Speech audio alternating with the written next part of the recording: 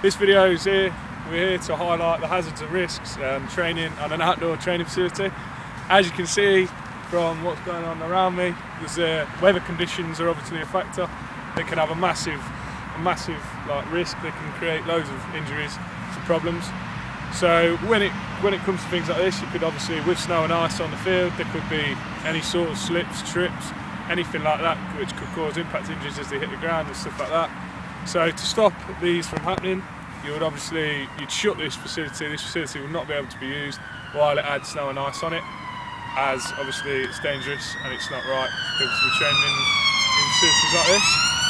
Another major one that could be used at an outdoor facility is litter. There could obviously be objects or any form of object really, not just litter, that's on the field that you're going to train on. And to stop this could cause, again, slips and trips, people falling over, and it could also affect the training session altogether. It could ruin the session. And so to stop that from happening, before the session you'd just take a nice little walk around, make sure everything's in place, make sure there's nothing on the area that you're going to train on, to ensure that there's no accidents, nobody falling over things that shouldn't be there.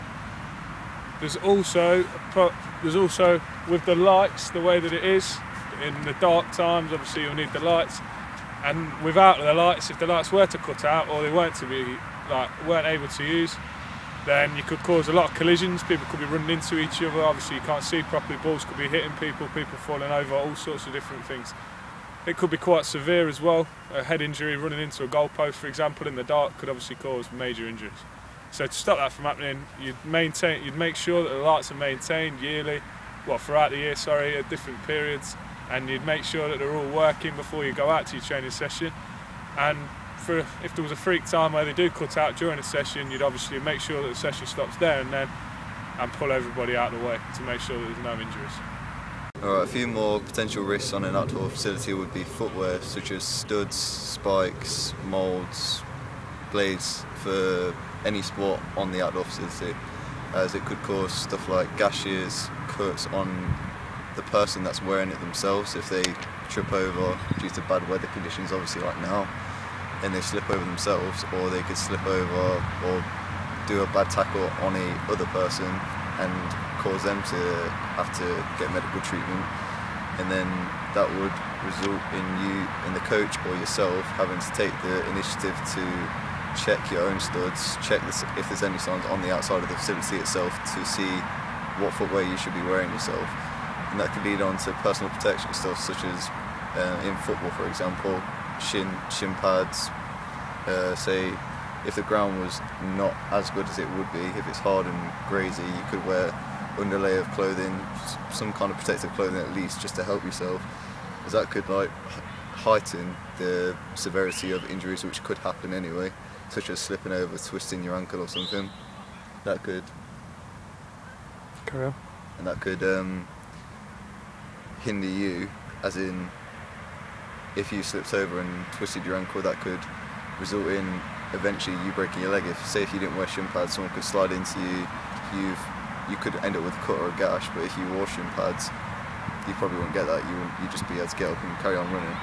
And the final one would be something like goalpost safety, such as, say if it was high wind conditions or something, winds were blowing and it's not the suitable conditions now, so it's just ice, but goalposts could slip, someone could slip into it itself, or say if it was windy and the goal wasn't nailed down properly and the goalkeeper was just off his line, it's going to come straight off its back of the weighted bit, and it's going to roll straight back over onto his head, which could cause other injuries, like head injuries, and that could have stupidly high knock-on effects and affect his career as a sports person himself. And this could be made secure by checking everything's nailed down, checking everything from every condition, every effect which could have a knock-on effect to something else.